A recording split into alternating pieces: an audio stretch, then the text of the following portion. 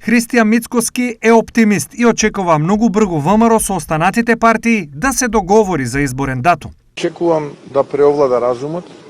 очекувам да преовладат државните интереси и во наредните денови, еве би рекол недела до две, да се постигне консензус околу датата за изборите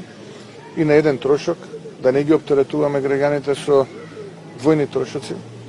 да организираме и претседателски и со вториот круг на претседателските парламентарни избори,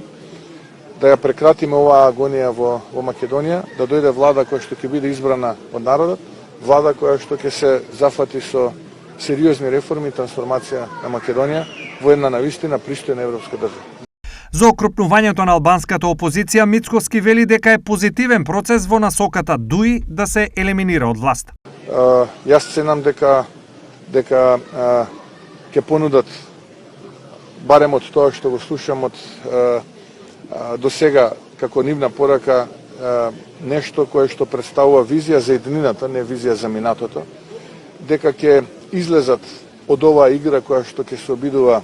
Али Ахмети и превенците на ДУИ да ја наметната, тоа е националистичка, шовинистичка реторика. На прашањето дали претседателскиот кандидат од ВМРО ДПМН ќе биде маж или жена, Мицкоски нема конкретен одговор и упатува на граѓанската волја и партиската процедура. Очекувам да има кандидати кои што ќе бидат и мажи и жени,